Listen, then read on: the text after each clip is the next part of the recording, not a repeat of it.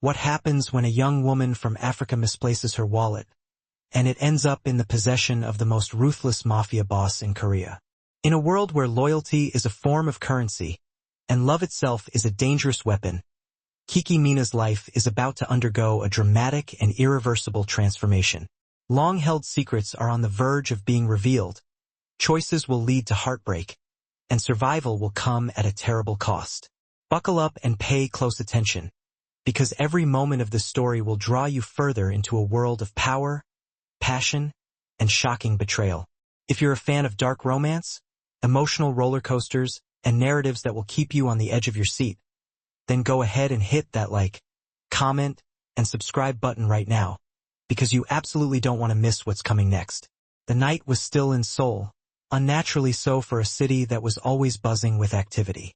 Inside Joanna's diner, a flickering neon sign cast a faint red glow across the worn linoleum floor. Kiki Mina's sneakers squeaked softly as she wiped down the counter, the lingering aroma of burnt grease clinging to her uniform. Her back was aching, her head throbbed with exhaustion, and her thoughts were already drifting to the anatomy test she had early the next morning. Just a few more shifts, she muttered to herself. Just enough tips to afford next semester's textbooks. Her eyes darted to the back booth, booth number 7. The last customer of the night was sitting there, a man who seemed out of place. His suit was too stylish, his silence too intense. He was the kind of guy who looked like he'd never eaten anything that came off a diner's greasy grill. He hadn't said much, just ordered a club soda, declined the lime, and left a crisp $100 bill on the table. When he finally got up to leave, his movements were smooth and calculated, every step precise. Even the air seemed to hold its breath until the door swung shut behind him. When Kiki went to clean the booth, her rag brushed against something wedged deep between the vinyl seat and the wall. It was a wallet, or more accurately, a statement piece. The leather was a deep burgundy, polished to perfection. It wasn't just a place to hold money. It exuded power. She hesitated, her fingers trembling slightly as she picked it up. Felt heavy, suspiciously so. Inside, there were 2 thick stacks of $100 bills and a silver money clip engraved with some intricate and unfamiliar design. There was also an ID card bearing the name Kim Haeong-nam. The face staring back at her from the plastic was the same man who had just left, with a sharp jawline, cold eyes, and no hint of warmth. The address printed below the name belonged to a gated community she had only ever seen on the news, the kind of place where men like him quietly built their empires. Her breath caught in her throat as she quickly estimated the money inside to be at least $4,000, enough to cover tuition, rent, and maybe even buy her freedom from endless double shifts. The temptation was overwhelming, like a fever rising in her veins. But then she heard her grandmother's voice in her head, steady and strong. "Child, you sleep soundly on your own dime." She swallowed hard and snapped the wallet shut. It didn't belong to her, but returning it didn't feel safe either. Her manager, Lenny, would pocket it without a second thought, and mailing it was out of the question. That left only one option, to call the number on the plain white card tucked into the wallet's corner pocket. There was no logo, just a name and 10 digits. Her pulse quickened as she picked up the diner's grimy phone and dialed. The line clicked once. "Speak," a man's voice ordered, flat and unwelcoming. Kiki straightened up instinctively. Hello? My name is Kiki Mina. I work at Joanna's diner. I think one of your associates, a Mr. Kim Haeong-nam, left his wallet here." Silence descended, thick and suffocating. She could hear her own heartbeat pounding in her ears. Then another man spoke, his voice deeper and colder than the first. "This is Kim." Kiki froze. "Yes, sir. You left your wallet in booth 7. I wanted to return it." "You could have kept it," he said, as if testing her character through the phone. "The contents are valuable." "You are not in a position of wealth, Miss Mina." Her jaw tightened. "That doesn't matter. It's yours. I just want to give it back."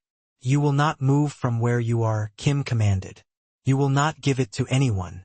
You will wait 15 minutes. Her fingers tightened around the phone cord. "Understood." "And Miss Mina," his voice dropped, like ice sliding on velvet, "you did not open that wallet. Do you confirm?" Kiki's breath caught. He knew? Or maybe he didn't, maybe he was testing her.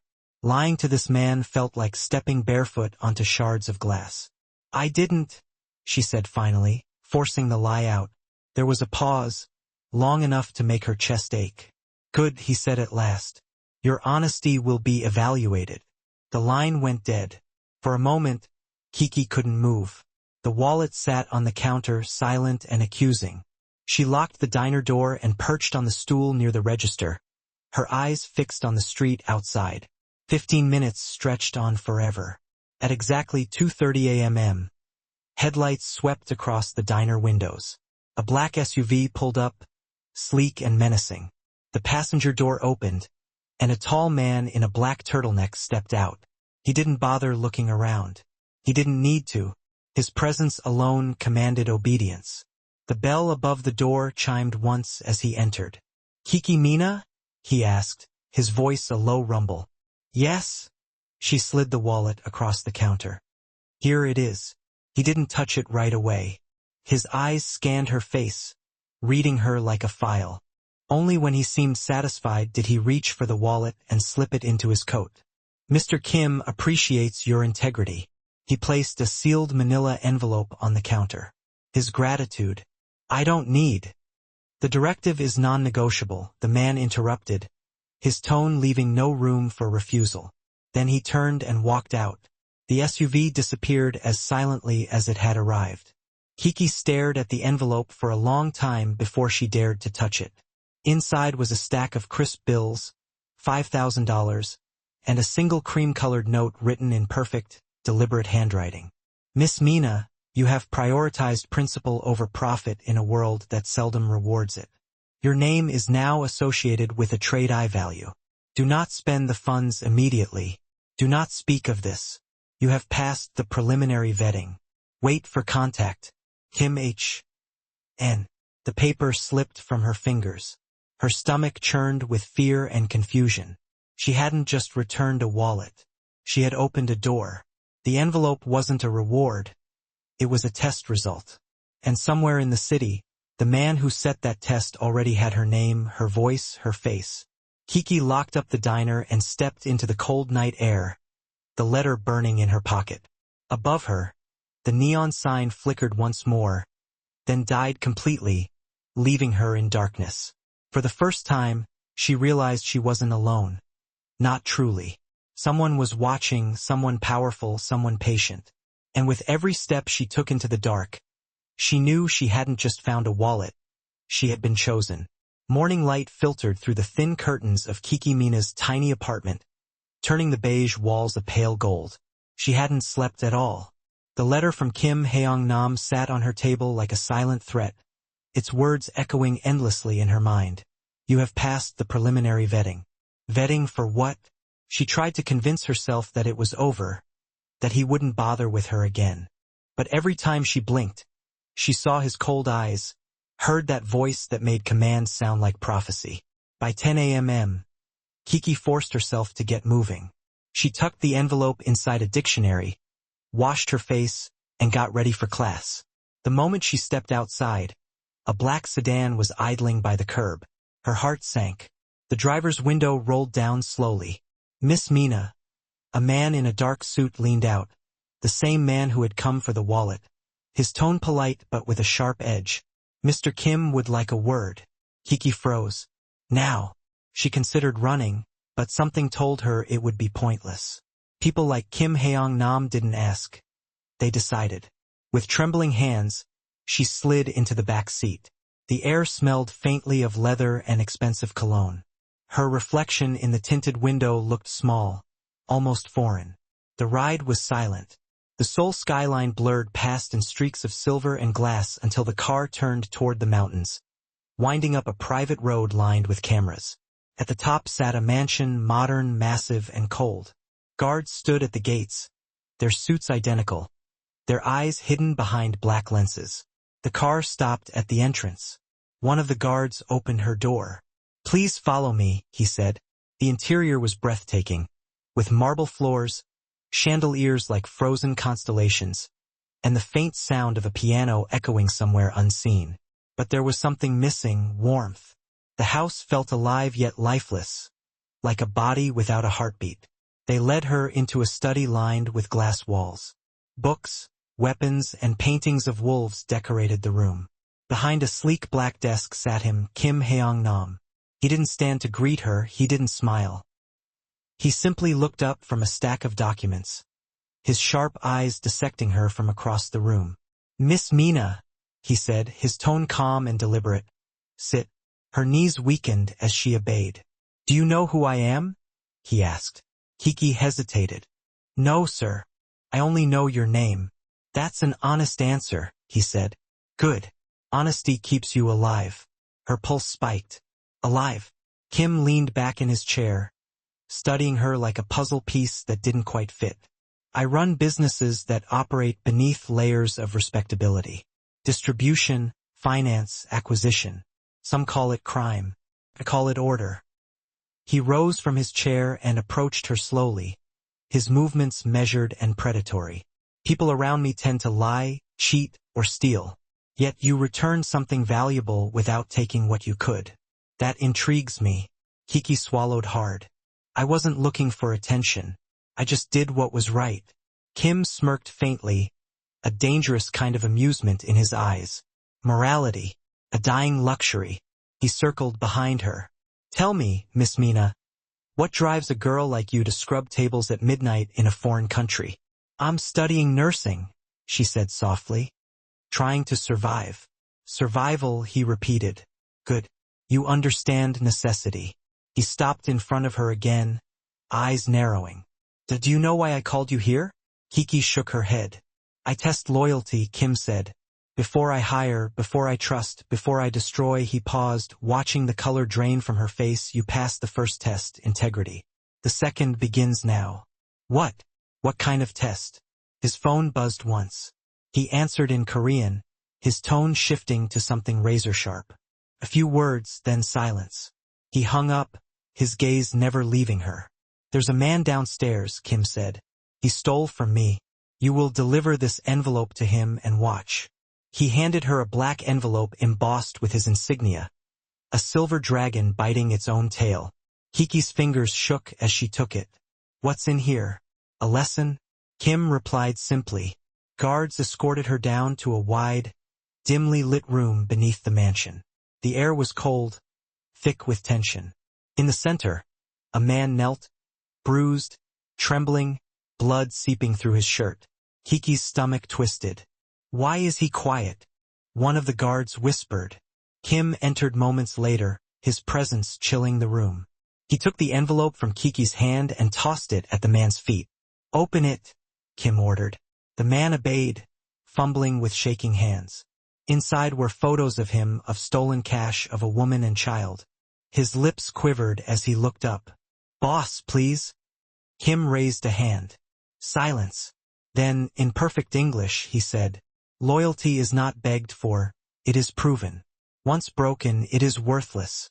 He turned his head toward Kiki, his eyes unreadable. "Do you understand now, Miss Mina? This world rewards obedience, not kindness."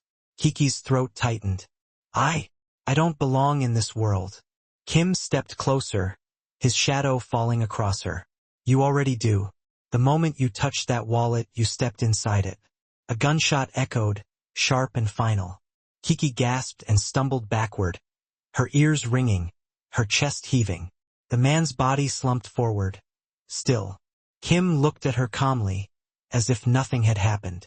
Lesson complete. Tears blurred her vision. "You didn't have to." He cut her off. "You're emotional. That's good. It means you still have something to lose." He turned away, signaling to his men. "Take her home." As the guards led her out, Kiki's body trembled uncontrollably. The car ride back was silent again, but this time her heart pounded with terror, confusion, and something darker, because beneath her fear was a question she couldn't shake. If this man could command death so easily, why had he spared her? When she reached her apartment, the same envelope she'd hidden in her dictionary lay neatly on her bed, unopened and untouched. But this time, there was something new inside. A black business card. No name, no logo, just a single line in silver ink. When morality becomes a weapon, loyalty becomes survival. Kiki stared at the words until they blurred. That night, she realized something chilling.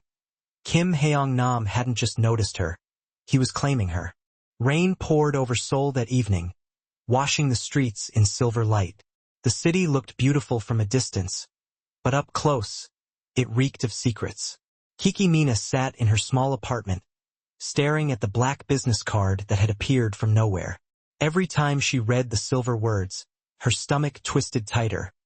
When morality becomes a weapon, loyalty becomes survival.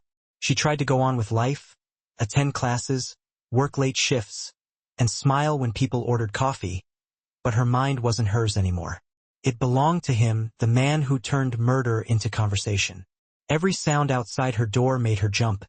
Every black car that passed felt like a shadow with his name on it. By the fourth day, sleep had become a myth. She finally gathered the courage to go to the police, but the moment she reached for her phone, it buzzed. An unknown number. "Miss Mina," the voice said, deep, calm, and familiar. "You were told to wait for contact." Her blood ran cold. "Mr. Kim?" "Yes." A pause. "You have been restless. I admire that. It shows conscience, but conscience must be managed." Kiki's voice shook. "You killed someone in front of me. How do you expect me to act normal?" His tone didn't change. "You're alive because you didn't run. That's not weakness, that's awareness. I value awareness." She gripped the phone tighter. "Why are you doing this? What do you want from me?" "I want payment," he said simply. "Payment for what?" "For your silence, for your integrity, for your fear." "I didn't ask for this," she snapped. "I don't deal in requests, Miss Mina. I deal in debts." The line clicked, then a text arrived with an address and a time. Midnight. Kiki stared at it for a long time, rain tapping against her window like warning fingers. Part of her wanted to ignore it, the other part knew she couldn't, because something told her that if she didn't go, Kim Haeong-nam would come to her, and he wouldn't knock this time. The place was an abandoned shipping dock by the Han River, empty except for the echo of thunder and the hum of engines nearby. A black SUV idled near the warehouses. Kiki's breath came in sharp bursts as she stepped closer, clutching her jacket tighter.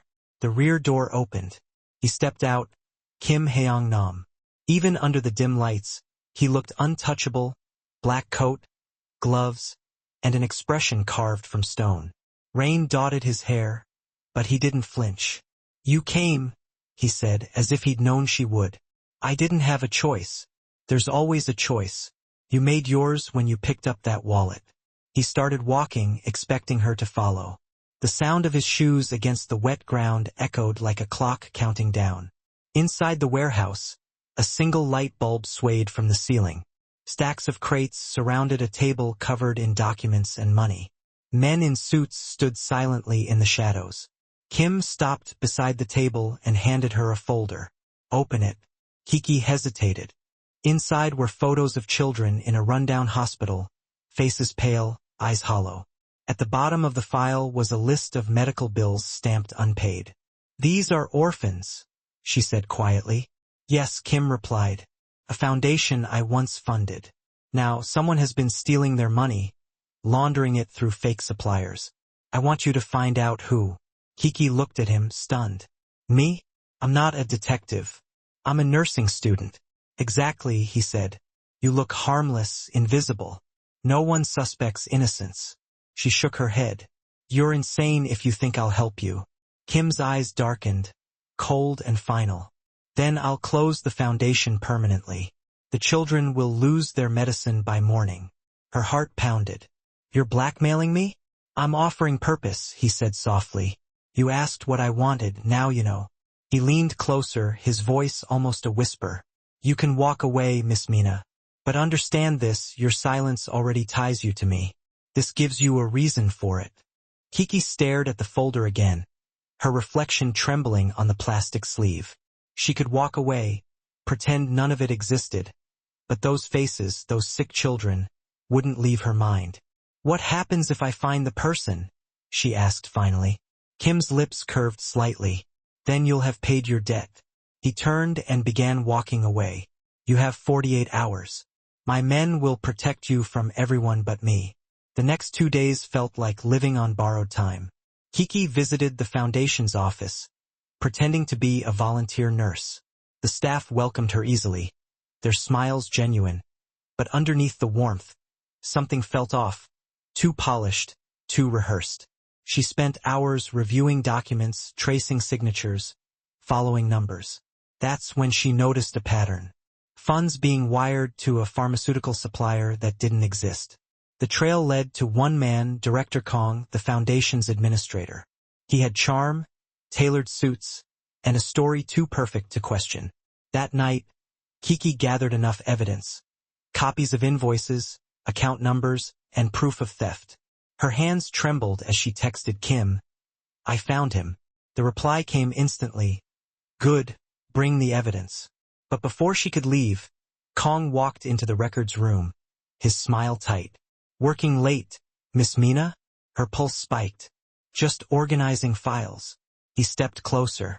You shouldn't be here after hours. Kiki clutched her bag tighter. I was just leaving. Kong's eyes flicked to the papers in her hand, and his smile faded. You shouldn't have seen that. He lunged. She screamed, knocking over a chair and bolting for the door. Her footsteps echoed through the hallway as thunder cracked outside. Kong's hand grabbed her arm, spinning her around. A single gunshot tore through the air. Kong dropped, clutching his shoulder. Behind him stood Kim Haeong-nam, calm as a storm in control of its lightning. I told you, Kim said, lowering his gun. My men protect you. Kiki's chest heaved, her mind spinning. You followed me? I don't follow, he said coldly. I monitor, he nodded to his guards. Clean this up. Then he turned to her, his eyes softer, but no less intense. You did well, Miss Mina. Your debt is nearly cleared. Nearly? She echoed, trembling. You said I'd be free when you found him, not after. He stepped closer, brushing a stray lock of hair from her face. Your final task is to deliver justice. Her breath caught. You mean kill him? Kim's gaze hardened. In my world, mercy is treason, but I am giving you the choice. He handed her his gun, cold metal pressing against her palm. Show me who you are, the girl with principles or the woman who survives. Rain hammered against the windows as Kiki stared down at the weapon. Her reflection trembled in the barrel. Outside, the city roared, but inside, time stopped. Because for the first time, Kiki realized something horrifying. The real test hadn't been about honesty, it was about transformation. Kim Haeong-nam wasn't creating a victim, he was forging a successor. Night had fallen over Seoul, painting the streets in pools of neon and shadow. Kiki Mina walked slowly along the narrow alley that led to the black SUV waiting at the corner. Her heart thumped, echoing the rhythm of the city, but louder, insistent, demanding attention. She had followed Kim Haeong-nam's instructions for 2 weeks. Every task completed flawlessly, every lie untold, every moment of fear endured. And yet, standing there now, she realized she hadn't fully understood what obedience meant. The SUV door opened before she reached it. Kim emerged, tall and composed, rain slicking his hair, framing his sharp features. He didn't greet her, he never did. His eyes swept over her, as if measuring her worth with a single glance. You're late, he said, voice low and unyielding. I got caught up, Kiki replied, her throat dry. Excuses are the currency of the weak. He gestured toward the vehicle. Step inside. The interior was silent, save for the hum of the engine. Kiki's reflection in the tinted window looked like a stranger, pale, tense, eyes wide with anticipation and fear. They drove in silence, the city lights blurring past. Then, without warning, Kim spoke. The final task is not about intelligence nor courage, it is about choice. Kiki's stomach dropped. Choice? He nodded, expression unreadable. You've proven loyalty, discretion, and skill, but loyalty alone does not make you free. Tonight you decide who you are and who you will become in my world. The SUV stopped at an abandoned warehouse near the river. Its skeletal frame loomed over her, shadows stretching like grasping hands. Guards moved silently, forming a corridor toward the main floor. Inside, the air was cold and heavy. A man knelt in the center, bruised and trembling. A single light hung above him, casting long shadows across his face. Kim's voice broke the silence. "He betrayed me. He deserves punishment. You may deliver it." Kiki's breath caught. The gun in her hand felt heavier than steel. Sweat beaded on her forehead. Or, Kim continued, "You may spare him. That is your choice. The consequences will follow either path, but the responsibility will be yours alone." Kiki's fingers tightened on the weapon. She stared at the man, fear, disgust, and pity warring inside her. Her entire life had been about survival, about rules and principles, and now she had to bend them in ways she never imagined. "You will not falter," Kim said, stepping closer. His cologne, sharp, woody, and commanding, filled the space between them. "Make the decision." Time slowed. Every heartbeat screamed. She thought of her grandmother's voice, steady and firm. "Child, sleep soundly on your own dime." But this wasn't about money, it was about morality, survival, her soul. The man on the floor looked up, eyes wide, silent tears tracing down his cheeks. He wasn't just a traitor to Kim, she was just a person who had made mistakes like anyone else. One wrong move, a single moment of hesitation, and her entire world would be altered forever. Kiki slowly lowered the gun. Her hand was shaking something fierce, but she came to a decision. "I won't kill him," she declared, her voice trembling but filled with resolve. Kim's eyes narrowed, a predatory look in them. "Explain yourself. You're asking me to obey, but I won't become a murderer just for the sake of convenience," she whispered, barely audible. "I can't lose myself, even if it costs me absolutely everything." The man lying on the floor blinked, disbelief written all over his face. Kim studied Kiki, his gaze intense, almost unbearable under such scrutiny. "You are extraordinary," he said finally, his voice quiet but sharp. "Few survive my tests without completely surrendering themselves." Kiki's chest heaved as she took a deep breath. "What happens now?" "You have chosen," Kim replied, his expression unreadable. "And that choice marks your place. You are mine in loyalty but not through compromising who you are. That makes you stronger than you realize." The guard stepped forward, helping the man back to his feet. He stumbled a little but was otherwise unharmed. Relief and confusion warred on Kiki's face. Kim approached her slowly, stopping just before he was close enough to touch her. Many would have fired without even thinking. Many would have killed and then justified it after the fact. You did not. That is why you survive. That is why you are needed. She swallowed hard, the adrenaline slowly fading, leaving exhaustion and a deep-seated fear in its wake. "Needed for what?" "For balance," Kim said simply. "You will walk through my world, but you must never surrender your soul. That is rare. That is valuable. That is why you exist here." A heavy silence fell over the warehouse. Rain drummed relentlessly against the roof, the sound echoing through the steel skeleton of the building. Kiki realized with a cold, sharp clarity that her life had been irrevocably changed forever. The path ahead would undoubtedly be dangerous, unyielding, and ultimately unforgiving, but it was also hers to navigate as she saw fit. Kim's hand rested briefly on the small of her back, gently guiding her toward the exit. "We leave at dawn. There are preparations to be made." "Training?" Kiki asked, immediately wary. He didn't answer her, simply gesturing for her to follow. The cool night air hit her skin as they stepped outside. The city lay spread out before them, indifferent, sprawling, and alive with secrets that she had yet to even begin to understand. As she slid into the SUV, Kiki felt a strange and conflicting mixture of fear and determination swirling within her. Kim Haeong-nam had offered her a future she had always dreamed of having. Safety, education, purpose. But the price for all of that was undoubtedly clear. She was no longer just a student, no longer just a waitress struggling to make ends meet. She had been chosen for something, and in the shadows of his world, she would have to survive, not by avoiding the darkness altogether, but by stepping directly into it and refusing to lose herself along the way. The car pulled away from the curb, leaving the warehouse far behind them. Neon reflections shimmered and danced across the rain-slicked streets. And as the city passed by in a blur, Kikimina understood one undeniable truth about her new life. Her life had essentially been bought, but her soul, for the very first time in her life, was truly hers to fight for and protect. Months later, Kikimina stood on the balcony of a luxurious penthouse suite overlooking the dazzling lights of Seoul. The city pulsed and throbbed below her, a living entity alive with secrets and shadows that she was now beginning to truly understand.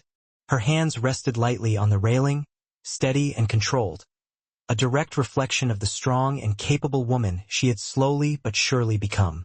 Kim Haeong-nam watched her from across the expansive room, silent, ever watchful, and inscrutable as always. No words were needed between them. The powerful bond that had been forged in a crucible of fear, loyalty, and ultimately, choice, had quietly settled into a deep and unbreakable understanding. She had walked directly through the darkness, faced down impossible decisions, and somehow managed to survive it all. The world hadn't softened at all, but she herself had grown sharper, stronger, and more vibrantly alive than she had ever been before. In that comfortable silence, one profound truth remained undeniably clear and resolute. She had been claimed by his world, without a doubt, but her soul was and would always remain entirely her own.